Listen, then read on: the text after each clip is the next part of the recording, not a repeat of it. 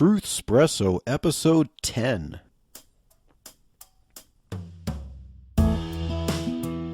Face it, we all would rather sleep in this morning.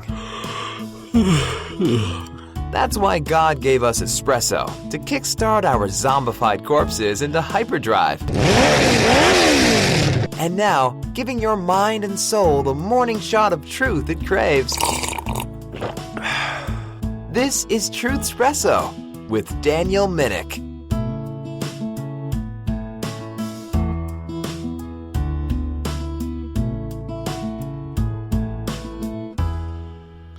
Hello, welcome to Truthspresso. This is Daniel Minnick, your host, as usual for Truthspresso. For this episode, we have, as usual, a very entertaining and interesting topic. But I would like to think that this topic is probably going to be the most interesting for a broad range of listeners. Well, some listeners might get a little queamish or squeamish or whatever the word is that doesn't like to hear difficult or dark things, but this episode is going to be about dark humor in the Bible. What? Dark humor in the Bible? Let's talk about humor for a little bit. Humor makes the world interesting. Without humor, everything would be kind of dull and boring. Humor recognition and creation seems to be something unique to human beings above any other creature in the world that God created. As a Christian, I would say that this is because we are created in the image of God. This keen awareness of humor that God gave us reflects an intelligent design of a personal creator. So then, humor cannot merely be the domain of the creature. God must be and is the ultimate source of humor. The Word of God, the Bible itself, gives us glimpses into the humor of our God. And the kind of humor that from God that we see in the Bible, however, it doesn't come as knock-knock jokes or crazy crosses. Often the humor that comes in the Bible is rather deadpan, dry, or contains dark undertones. So for this episode about dark humor in the Bible, I'm going to provide 6 instances where we see some rather dark moments in the Bible that have elements of humor to them. I mean, when I read these things, it makes me laugh, even though it represents some very down times in, human history. Especially, all of these moments have to do with the children of Israel. Now, it's not because I have anything against the children of Israel, of course, but Hebrew in particular, the Hebrew Old Testament, has some rather dark, humorous moments. So dark humor moment number 1, this is what I would like to call Quail Fail. So for our story of Quail Fail, we turn to Numbers chapter 11, and verses 10 through 20 contain this particular account. The people of Israel were getting sick of the manna that God was miraculously providing. They were tired of wafers, the taste of wafers made with honey. They wanted some meat, and they wanted it now. Moses heard the murmuring outside the tents and started to cringe. He started to get a little angry, and apparently at this time both Moses and God were angry with the people of Israel. Moses complained to God for burdening him with a stubborn people who wanted meat. They wanted to eat flesh. God basically said in verses 19 and 20 of Numbers chapter 11, "So they want meat? Boy, I'll give them meat. Not for 1, not for 2, not for 5, not for 10, or not even for 20 days, but a whole month I'll give them exactly what they want." They will have so much quail it will come out their nostrils, and they will get overwhelmingly sick to death of it. So what is this, meat-induced sneezing? If it's coming out of their noses, well, not quite. This is the idea that they'll get so much of it, it'll make them sick, it'll make them throw up to the point where it's oozing out of their nostrils. Blech. So then God sent a wind that gathered such an abundance of quails that it was described as an area of about 60 miles in diameter and 3 feet high. That's a lot of quail. So the people were nearly drowning in this feathered food source. They spent about a day and a half straight without sleeping in their zeal to gather the quails and prepare to feast like they had never feasted before. In verse 33, while these meat-obsessed wanderers were just beginning to chew the quail meat, God got angry and cursed them with a disease that killed many of them. So, lesson from this dark moment: if you don't want quail, at least the threat of it coming out of your nostrils, or being smitten with a disease, or being angry at God, maybe you might want to count your blessings. Number 2 dark humor moment in the Bible, I entitled Left-Handed and Underhanded. So this is Judges chapter 3 and verses 14 through 25. Israel was in bondage to Eglon, Eglon, Eglon, king of Moab, for a period of 18 years. And the people cried out for a deliverer, so God graciously sent them a deliverer.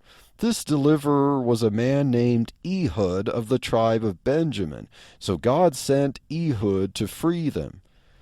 King Eglon was quite on the heavy side, and he lived on food lavishly. Now Ehud, the deliverer, was a left-handed man, and so being left-handed, he hid his dagger on his right thigh. This seemed to be to Ehud's advantage. He was able to get into the king's chambers because the guards did not detect a weapon on him. So apparently the guards assumed everyone is right-handed and they only frisk the left side. That's kind of strange, but whatever the case, Ehud managed to get through security check. And so Ehud came into the king's private summer parlor to announce to him that he had a present from God. He sure did. When chubby Eglon approached Ehud to receive his present, Ehud quickly thrust his present, which was his dagger, into Eglon's large belly. The thrust was effective enough that Ehud could not even retrieve his weapon. He had to just leave it where he left it. According to verse 22 in Judges chapter 3, something, quote-unquote, came out. Now, there are various interpretations of what this phrase means, but a likely one, according to commentaries that I've read, is that the shock of the deadly wound caused Eglon to lose whatever was in his intestines and soil himself as he collapsed into unconsciousness. Ehud then hastily left the parlor and locked the doors to give himself time to get away before anyone noticed what happened. And so, as the servants came to the parlor doors, they noticed that the doors were locked. So the servants figured that the king was relieving himself in private and didn't want any company. They were only half right. After waiting for what seemed like a long, long time, the servants started to feel foolish just waiting around, and so they found a key to unlock the doors and check on the king, see what was really going on. They found that he had indeed relieved himself, but for the last time, as he lay dead on the floor with a blade in his gut.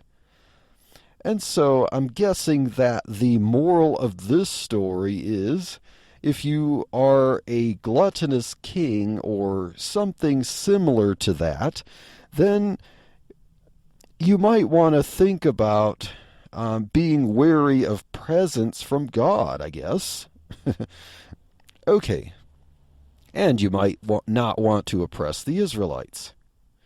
So, morbid or dark humor story number 3, I entitle this one, What's the Point?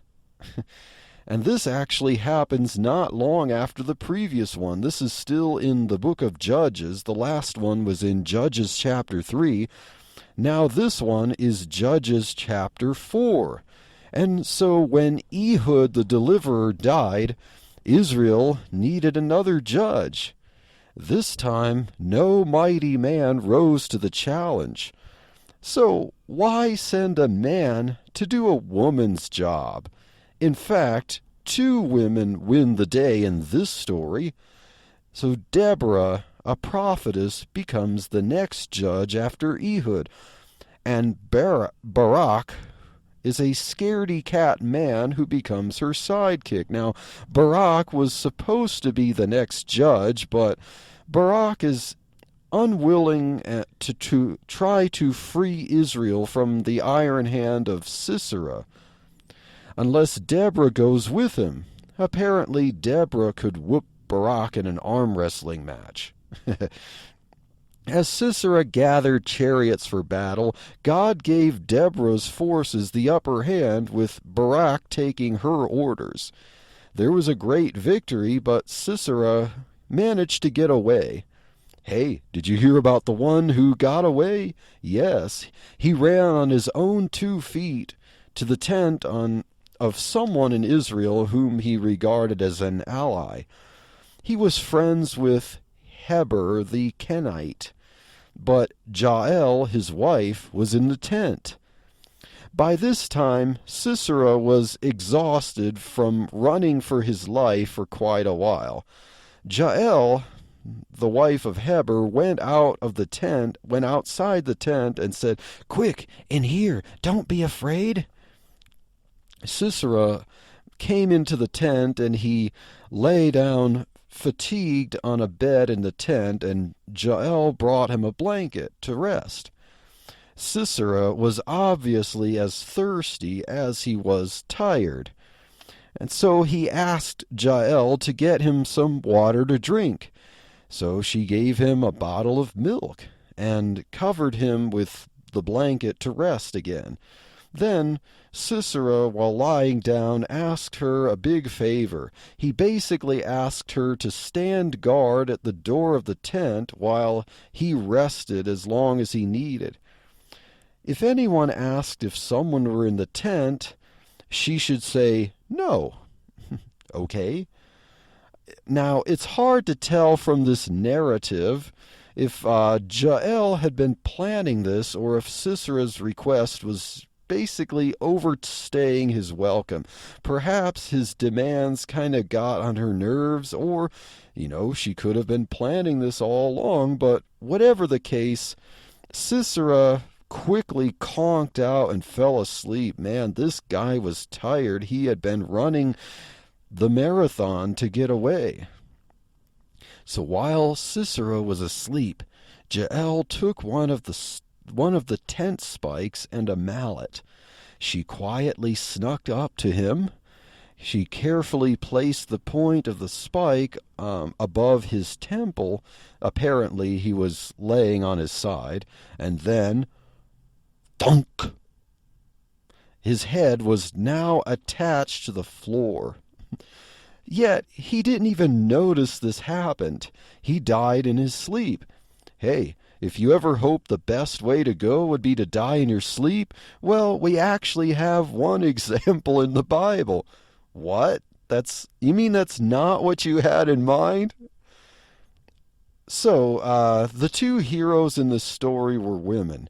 Deborah the judge made Sisera run for the hills, and Jael, the wife of Heber the Kenite in the tent, nailed him. Literally. So, number 4, dark humor story is a rather quick account. I call this one the supply and demand of madmen. So our account for this story is in 1 Samuel chapter 21 and verses 10 through 15. Now, there's a lot of time where David, as a young man, before he becomes king, while Saul is king, he's fleeing from Saul.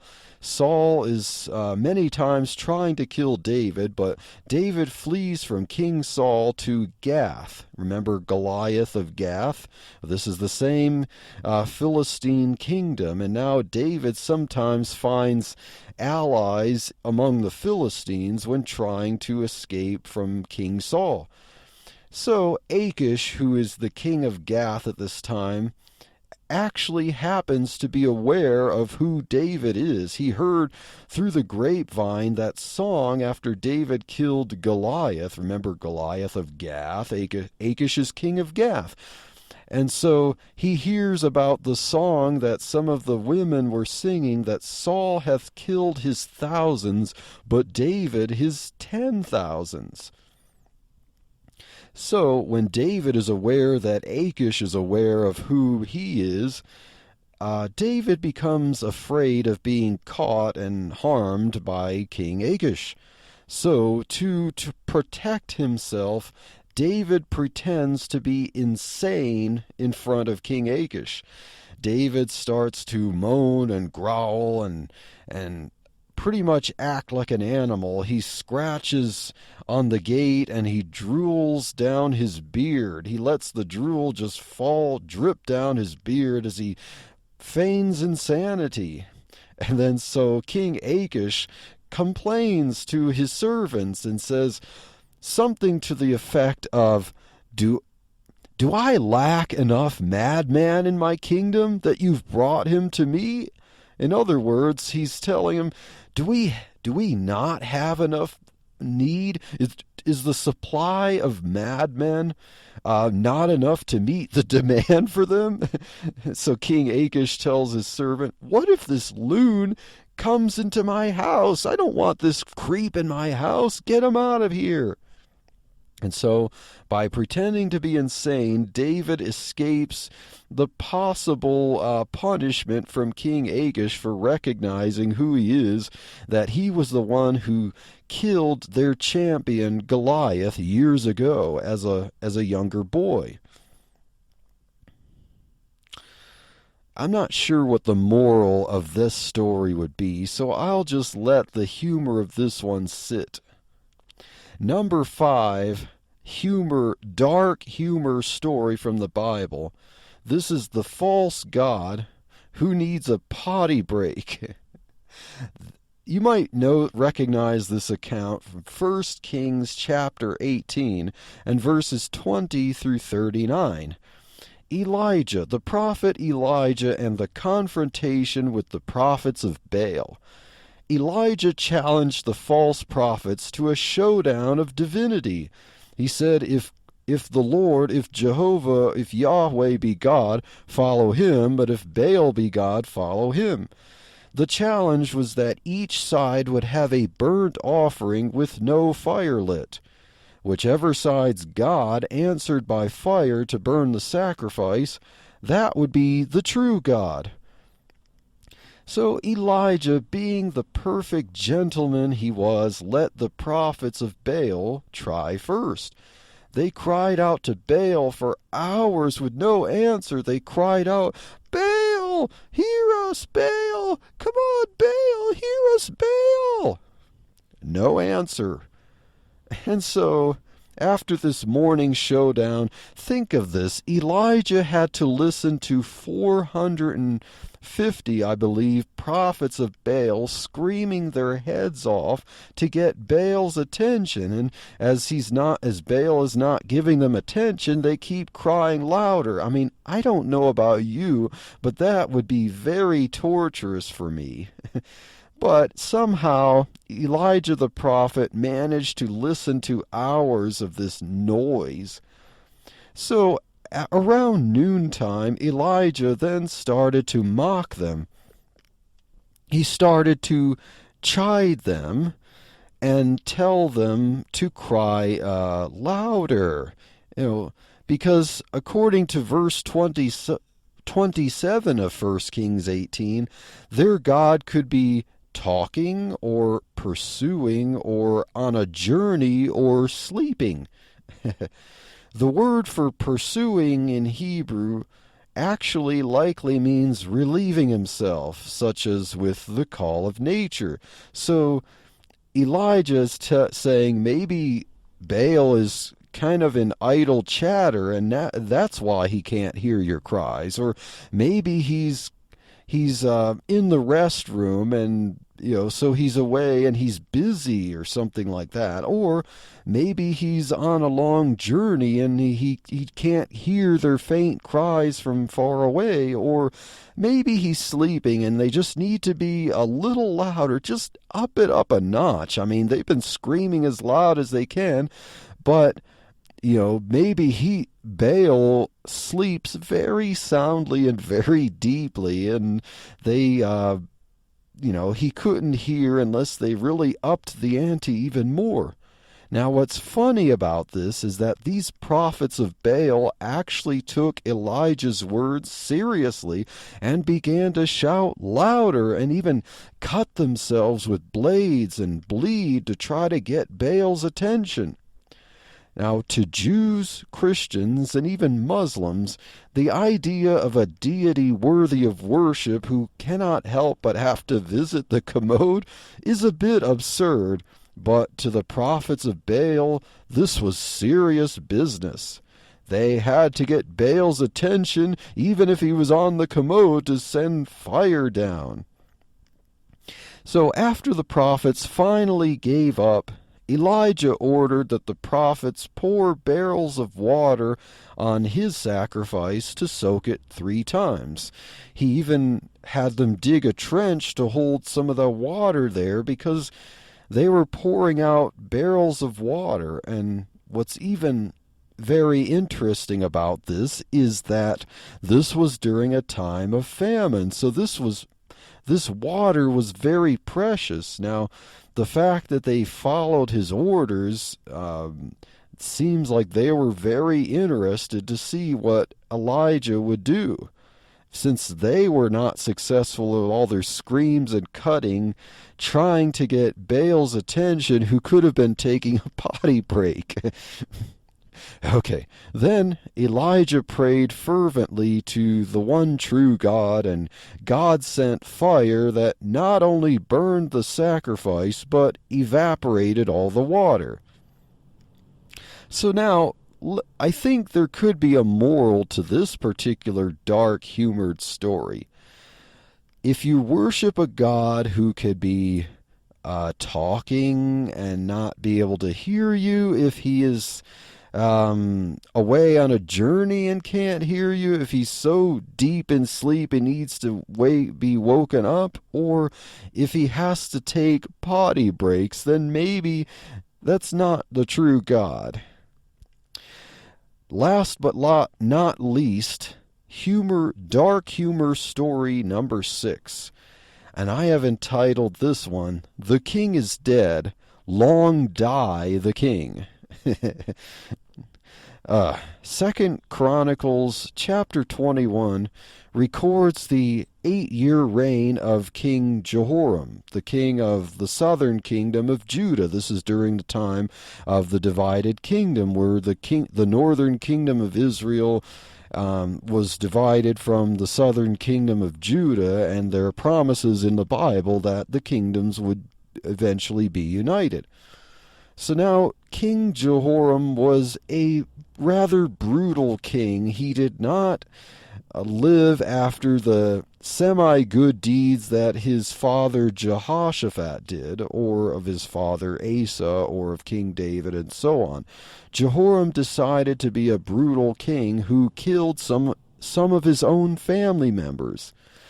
He apparently lacked good foreign policy and just decided to attack the Edomites to expand his kingdom.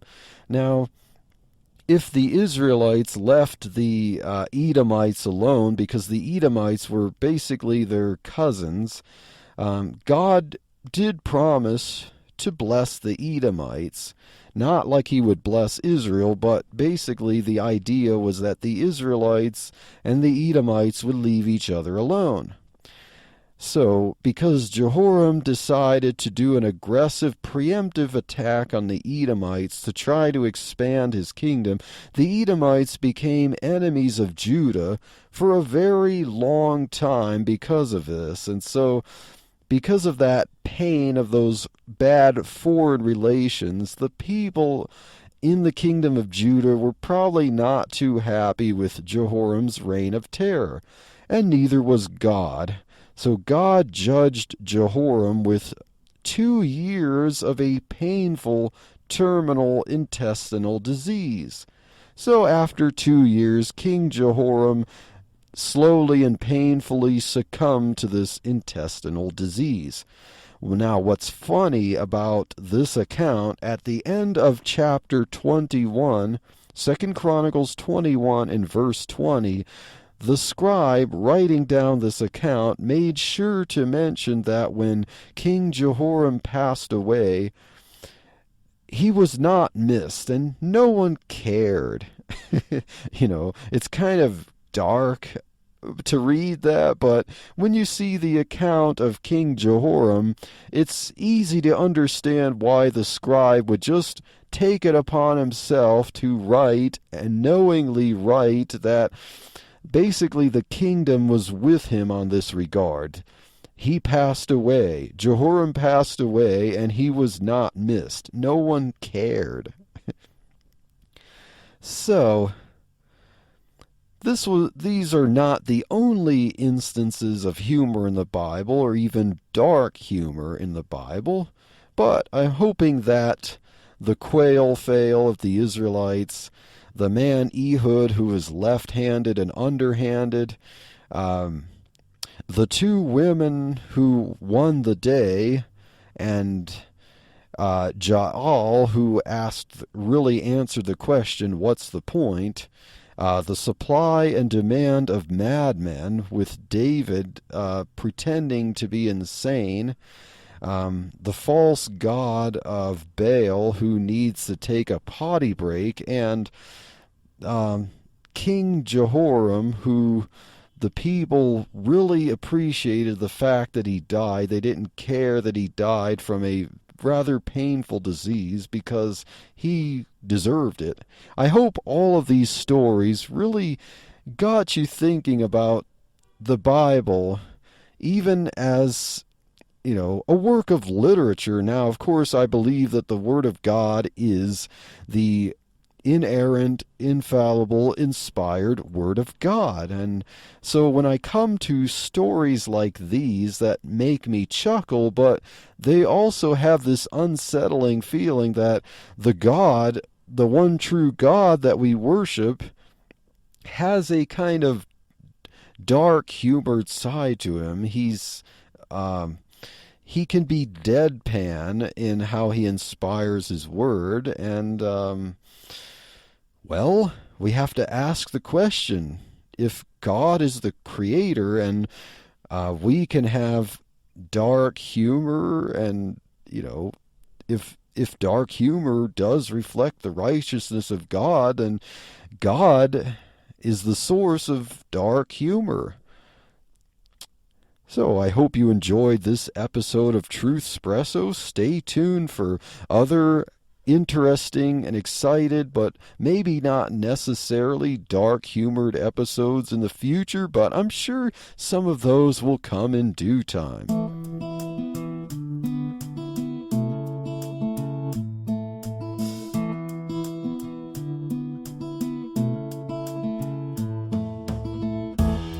Thank you for waking up with Truthspresso. Good morning, and God bless your day. Hey friends, Daniel Minnick here again. If you liked waking up to this episode of Truthspresso, I would really appreciate it if you would rate it on Apple Podcasts, Stitcher, or whatever application you use to listen to Truthspresso.